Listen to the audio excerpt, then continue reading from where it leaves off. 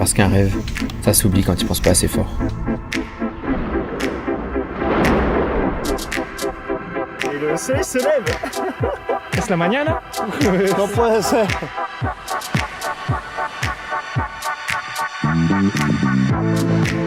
You know me, I know you.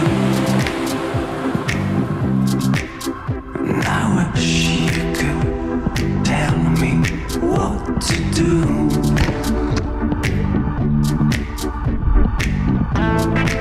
My dark side wanna get loose. So won't you look behind the scenes and get the groove?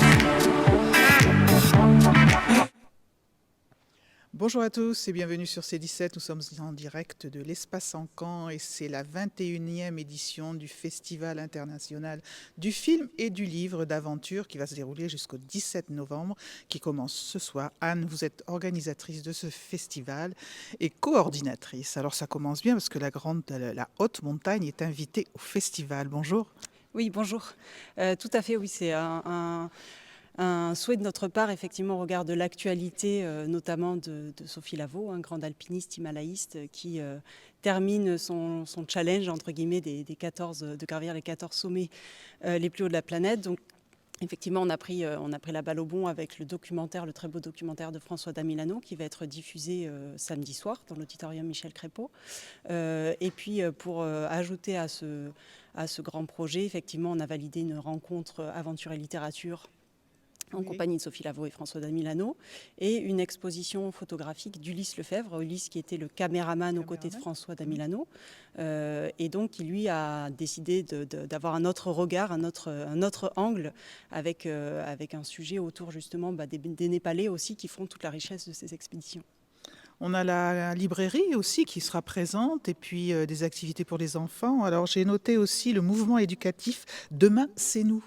Oui, alors Demain c'est nous, c'est un mouvement éducatif qui a pris naissance grâce à un professeur qui s'appelle François Bernard, donc qui était enseignant de technologie au lycée Collège Fénelon Notre-Dame de La Rochelle, qui a créé une option climat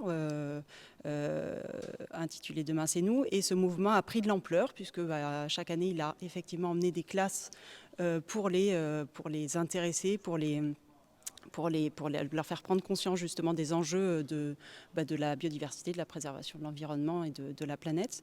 Donc en les emmenant sur le terrain. Alors au début c'était des expéditions au Svalbard. Là les dernières expéditions, maintenant c'est vrai que ça a été repris par d'autres enseignants, et la dernière expédition a eu lieu dans les Alpes, aux côtés de la glaciologue Heidi Sévestre. Et donc cette expédition a été menée par Fanny Rubia, qui a pris l'enchaînement de François Bernard. Et donc maintenant, l'idée, c'est effectivement d'essayer de faire essaimer ces options climat dans les collèges, dans les lycées, puisque la préservation de l'environnement est un enjeu essentiel aujourd'hui. Donc voilà, il y a ce film qui va être diffusé dans l'auditorium, qui s'appelle le film À voix haute, qui est un film de la réalisatrice Solène Desbois. Et en parallèle, on a produit une exposition inédite avec Carole Conan, qui est l'illustratrice des affiches du festival, qui nous aide sur tout l'aspect graphique, Fanny Rubia qui coordonne justement qui pilote toutes ces options. Et donc on a une expo inédite qui est en accès libre sur le quai de l'Aventure à partir d'aujourd'hui, date d'ouverture du festival, jusqu'à dimanche. Allez, jusqu'à dimanche, et puis un très beau festival encore, et puis plein de belles surprises. Oui, alors c'est vrai que c'est très hétéroclite. On ouvre le spectre justement avec différentes esthétiques, aussi bien sur le volet œuvres audiovisuelles, donc avec des films documentaires. Il y a des thématiques qu'on affectionne, aventure, voyage, exploration, découverte. On a un énorme volet sur la littérature, donc la littérature adulte, toujours littéraire confondu, la littérature jeunesse. Donc on a énormément de rencontres littéraires dans une salle au premier étage. On a beaucoup d'ateliers avec des scolaires, jeudi et vendredi de la semaine du festival, des ateliers avec des auteurs illustrateurs jeunesse, mercredi, samedi, dimanche. On a des expositions photographiques, et puis après il y a tout le hall qu'on appelle Quai de l'Aventure, on va peut-être en parler, voilà. Allez-y, je vous en prie. Allez-y, le Quai de l'Aventure, je vous laisse parler parce que... Pardon. Donc le Quai de l'Aventure, effectivement, qui est effectivement le cœur de vie du festival, donc c'est 3000 m² d'exposition. Donc on y retrouve les librairies, bien sûr, les auteurs en dédicace, les expositions photographiques, les stands associatifs, partenaires, les bars, les espaces de bar, de restauration. Voilà. Donc c'est effectivement le poumon, c'est ce qu'on appelle, c'est le poumon de vie du festival.